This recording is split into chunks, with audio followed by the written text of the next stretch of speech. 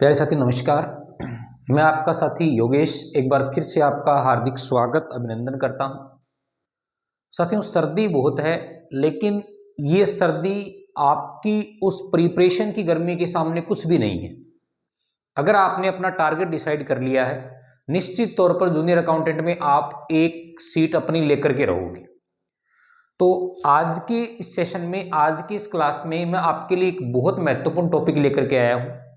Topic का नाम है अंतिम खाते, फाइनल अकाउंट्स। फाइनल अकाउंट्स क्या है, इसको थोड़ा सा अपन समझने का प्रयास करते हैं। फाइनल अकाउंट के कॉन्सेप्ट को अगर अपन समझें तो आप कुछ इस हिसाब से समझ सकते हो कि आपने, एक तो बेसिक चीज मैं आपके साथ डिस्कस करूंगा कि हमें वित्तीय वर्ष का पता होना जरूरी है। मैं स्पेशली बात करूंगा जूनियर अकाउंटेंट के कॉन्सेप्ट पर।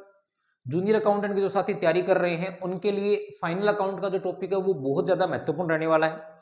कम से कम 2 से 3 प्रश्न ऐसे हैं जो डायरेक्ट या इनडायरेक्ट यहां से आने वाले हैं। जैसे मैं आपको थोड़ा सा हिंट दे देता हूं, जीपी, सीओजीएस, इसी से रिलेटेड अगर अपन बात करें तो कुछ और कॉन्सेप्ट्स हैं। जैसे आप कह सकते हो कि एडजस्टमेंट जो है, जैसे अग्रिम मांग का, बकाया चीजों का, एडवांस चीजों का, इनसे संबंधित जो चीजें हैं वो सारी अपन को यहां से पूछी जा सकती है। मैनेजरल कमीशन से संबंधित वो सारे कॉन्सेप्ट यहां आएंगे। तो वित्तीय विवरण की, वित्तीय वर्ष की मैं बात कर रहा था। तो वित्तीय वर्ष सामान्यतः वो अवधि होती है जो 31 मार्च को समाप्त होती है, यानी 1 अप्रैल से लेकर के 31 मार्च तक की अवधि को वित्तीय वर्ष कहते हैं। फाइनल अकाउंट्स क्या है? एक पूरे वर्ष के दौरान एक व्यापारी, एक व्यवसायी मेहनत करता है और वो लास्ट में ये निष्कर्ष जरूर जानने का प्रयास करेगा कि साल भर में मैंने क्या कमाया। एक साल के शुरू होने से लेकर के साल के खत्म होने तक मैं कहां था और मैं कहां पहुंच गया। जब वो एक साल के एंड में पीछे मुड़ के देखता है तो उसे उन सारी चीजों का एनालिसिस करने के लिए वित्तीय विवरणों का अध्ययन करना पड़ता है। मैं डायरेक्ट टू द पॉइंट बात करूंगा। मुझे पता है जूनियर अकाउंटेंट के एग्जाम में टाइम बहुत कम है, उसी के अकॉर्डिंग अपन प्रिपरेशन करेंगे। साथियों, फाइनल अकाउंट्स की मैं बात करूं तो फाइनल अकाउंट को मूलतः अपन 2 भागों में डिवाइड करते हैं। किसकी बात कर रहा हूं? अंतिम खातों की। अंतिम खाते क्या है? वो विवरण पत्र होते हैं जो वर्ष के, वित्तीय वर्ष के अंत में तैयार किए जाते हैं, नंबर 1 बात। दूसरी बात, जिनसे अपन को व्यवसाय की लाभ हानि और आर्थिक स्थिति का पता चलता हो, उस प्रकार के विवरण को अपन अंतिम खाते कहते हैं। अब अपन समझने का प्रयास करते हैं कि जो अंतिम खाते होते हैं, फाइनल अकाउंट होते हैं, वो 2 प्रकार के होते हैं। 2 कौन कौन से प्रकार हैं? एक तो इसे अपन बोलेंगे आय विवरण पत्र।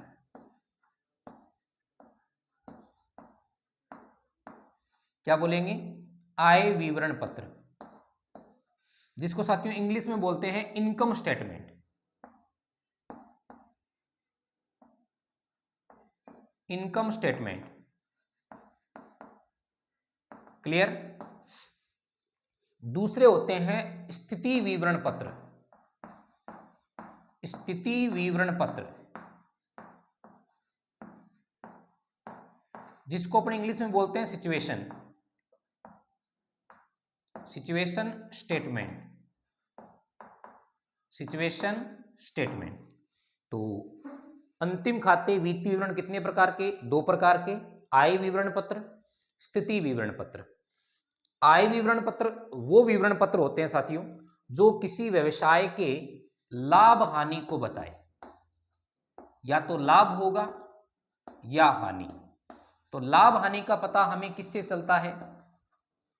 आय विवरण पत्र से चलता है। आय विवरण पत्र में क्या आते हैं? व्यवसाय के व्यय और व्यवसाय की आय आती है, क्लियर? इसके अंतर से अपन लाभ और हानि का पता लगाते हैं। दूसरी महत्वपूर्ण बात, आय विवरण पत्र में जो भी मदें आती हैं वो सारी की सारी आयगत मदें आती हैं।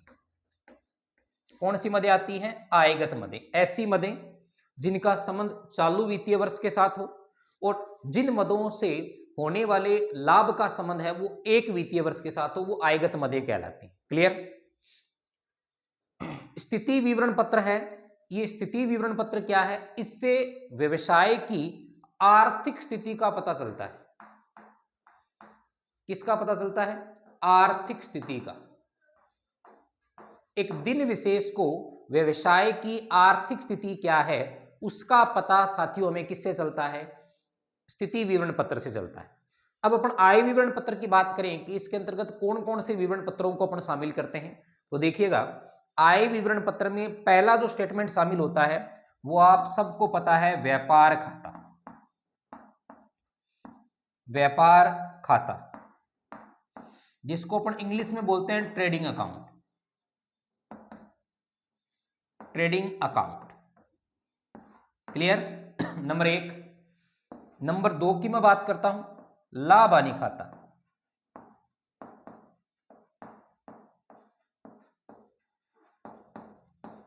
P&L account. साथियों मेरा कतई ये मकसद नहीं है कि आपकी प्रिपरेशन का एक सेकंड भी खराब हो। जो चीजें, जो कंटेंट मैं आपको बता रहा हूं निश्चित तौर पर मैं अपने आप को उसी हिसाब से डेडिकेट करके बता रहा हूं जितना आपने अपने आप को इस एग्जाम की प्रिपरेशन में झोंक रखा है, उसी लेवल की चीजें मैं आपको यहां बताने का प्रयास कर रहा हूं। हम प्रयास करेंगे कि आज के सेशन में चाहे वो अपना 20 मिनट का हो चाहे 30 मिनट का हो, 1 से 2 प्रश्न आपको एग्जाम में जरूर मिले। तो व्यापार खाता, लाभ हानि खाता। और एक बात और ध्यान में रखिएगा, संस्थाएं 2 प्रकार की होती हैं, एक तो निर्माणी संस्थाएं और एक व्यापारिक संस्थाएं। व्यापारिक वो होती हैं जो बना बनाया माल खरीदते हैं और बेचते हैं, जैसे दुकानें हो गई। निर्माणी संस्थाएं वो होती है जो वस्तु को मैन्युफैक्चर करती है, बनाती है। तो इस प्रकार की संस्था में एक खाता तैयार किया जाता है जिसे बोला जाता है निर्माणी खाता। निर्माणी खाता क्या बोलते हैं इसको? Manufacturing account. क्लियर? 3 तो खाते ही है। एक खाता आपको और ध्यान रखना है जो आय विवरण पत्र में शामिल किया जाएगा, वो कौन सा है?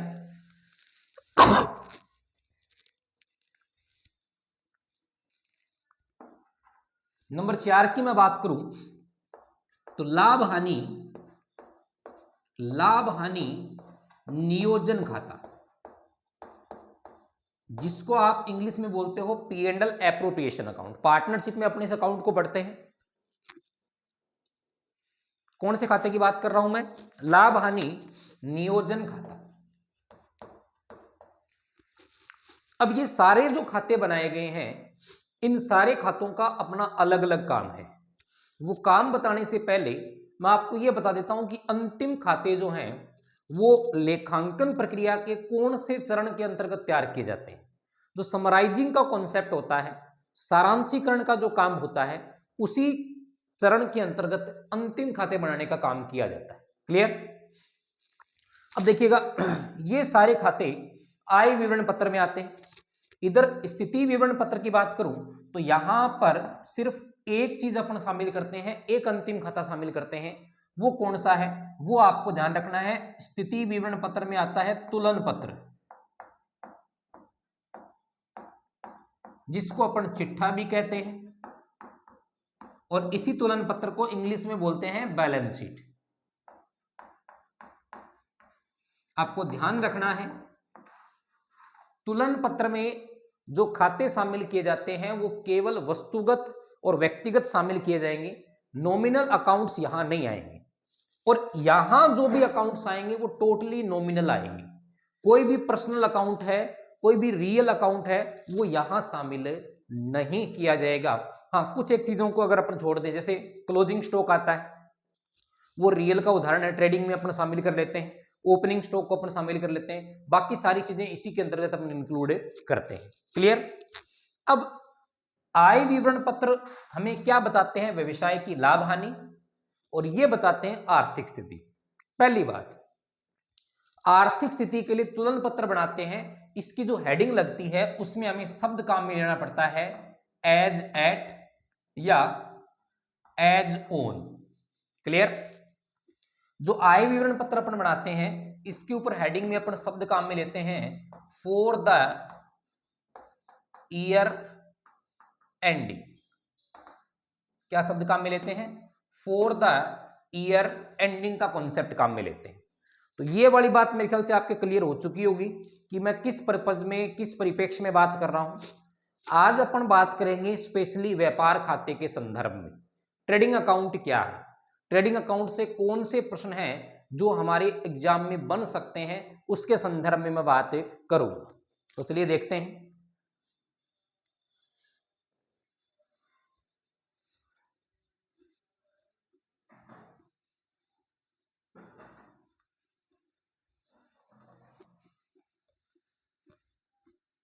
देखिएगा, हम बात कर रहे हैं व्यापार खाते की, ट्रेडिंग अकाउंट की।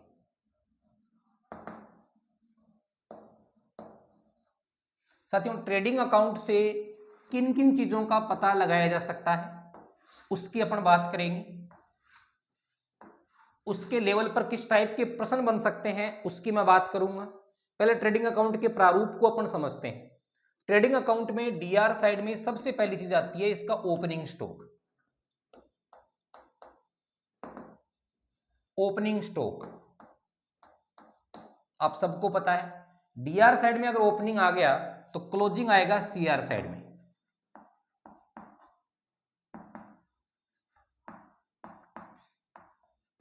By closing stock, clear.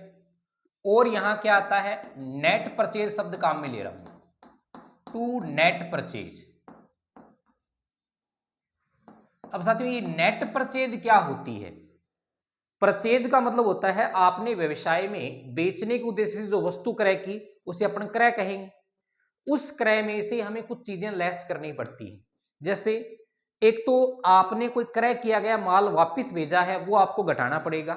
दूसरा, बेचने के अलावा अगर अन्य किसी पर्पज से आपने माल को व्यवसाय से बाहर भेजा है, चाहे वो फ्री सैंपल के रूप में हो, चाहे वो दान के रूप में हो, चाहे लॉस बाय फायर हो, किसी भी तरीके से अगर इन अब नॉर्मल कॉन्सेप्ट में आपके बिजनेस से कोई गुड्स गया है तो उसे हम सेल्स परचेज में से लेस करेंगे तो हमारे पास नेट परचेज आ जाएगा। क्लियर। तीसरा, यहां अपन शामिल करेंगे प्रत्यक्ष व्यय, डायरेक्ट एक्सपेंसेस। अब साथियों, डायरेक्ट एक्सपेंसेस क्या होते हैं? जो गुड्स आप बेच रहे हो, जो आपने खरीदा था कभी ना कभी, उस गुड्स को खरीदने से लेकर के व्यवसाय में लाने तक के जो सारे खर्चे हैं वो प्रत्यक्ष व्यय कहलाएंगे। अब इतनी परिभाषा से काम नहीं चलता। एग्जामिनर एक छोटा सा प्रश्न घुमा करके पूछ लेता है और बच्चे कहते हैं कि सर ने तो बताया था कि उसको वहां से वहां लाने तक का ही खर्चा है। तो ध्यान रखने वाली बात है, मैं कुछ खर्चे आपको बता रहा हूं, उनको ध्यान से सुनिएगा।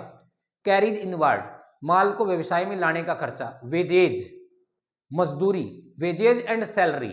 सैलरी एंड वेजेज आएगा वो तो इनडायरेक्ट है, P&L में जाएगा, लेकिन वेजेज एंड सैलरी हो गया। डक चार्जेस, जिसमें बंदरगाह से अपन माल छुटवाते हैं। एक्साइज ड्यूटी, ये सारे जो खर्चे हैं वो आपके डायरेक्ट खर्चों का उदाहरण है, प्रत्यक्ष व्यय का उदाहरण है। क्लियर। ये तीन चीजें मैंने शामिल की, opening stock, net purchase, direct expenses. साथियों यही रुक जाओ। इन तीनों चीजों को अगर आप जोड़ते हो, डीआर साइड की opening stock, net purchase, direct expenses, इन तीन चीजों को अपन जोड़ते हैं और इसमें से क्लोजिंग स्टॉक घटा देते हैं। Opening stock, net purchase, direct expenses अपन जोड़ते हैं, क्लोजिंग स्टॉक घटा देते हैं। समझिएगा मैंने क्या कहा आपसे, opening stock plus net purchase plus direct expenses, इन तीनों को आपने जोड़ा और इसमें से क्लोजिंग स्टॉक घटा दिया। क्या घटा दिया? क्लोजिंग स्टॉक घटा दिया। तो हमारे पास आया क्या, थोड़ा सा समझने का प्रयास कीजिएगा। वर्ष के स्टार्टिंग में आपके पास 10,000 रुपए का माल ऐसा था जो बिना बिका था। वर्ष के दौरान आपने शुद्ध क्रय कर ली 5 लाख रुपए की। वर्ष के इस माल को खरीदने पर आपका 50,000 रुपए का खर्चा लग गया। यानी आज के दिन जितनी इकाइयां आपके पास हैं उन सब का जो खर्चा है 5,60,000 रुपए का है। साथियों यहां तक इस चीज को मैं क्या बोलूंगा, जितना माल आपने बनाया था, जितना माल आपका विक्रय के लिए उपलब्ध है, उसकी ये लागत है। तो सिर्फ मैं इन चीजों को जोड़ता हूं, यानी इसके अकॉर्डिंग मैं जाऊं तो मेरे पास 5,60,000 रुपए है। इस 5,60,000 को मैं क्या बोलूंगा? कोग्स बोलूंगा। क्या बोलूंगा? इसको मैं बोलूंगा बेचने के लिए या विक्रय के लिए उपलब्ध माल की लागत।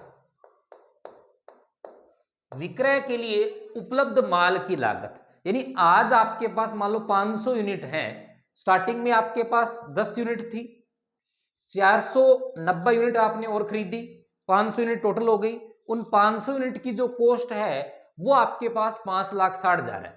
इसे बोलते हैं साथियों cost of goods available for sales, COGS. क्या बोलेंगे? कोग्स। कोग्स का मतलब ये होता है जो माल बिक्री के लिए उपलब्ध है उसकी लागत को अपन क्या कहेंगे? कोग्स के नाम से जानेंगे। क्लियर? और मुझे यहां देखो मैंने इसमें से क्या लेस कर दिया, थोड़ा सा समझने का प्रयास कीजिएगा। इसमें से मैंने यहां क्लोजिंग स्टॉक लेस कर दिया। मैं मान के चलता हूं कि अपना क्लोजिंग स्टॉक है वो 20,000 का है। 5,60,000 माइनस आपने 20,000 कर दिया तो आपके पास क्या आ जाएगा? COGS।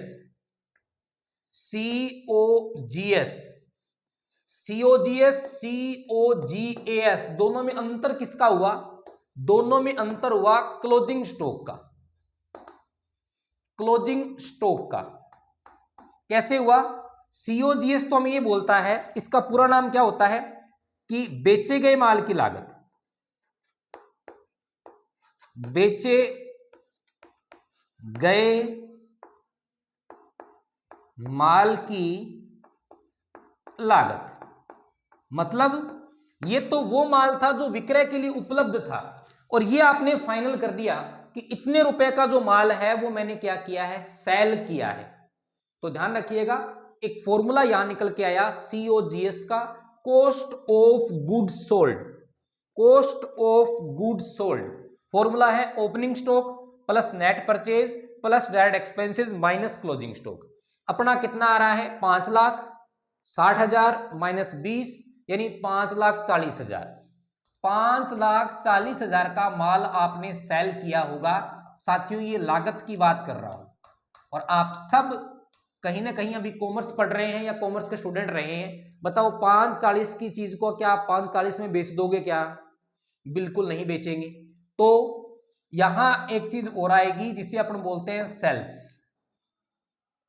सेल्स क्या है? सेल्स का मतलब क्या हो गया?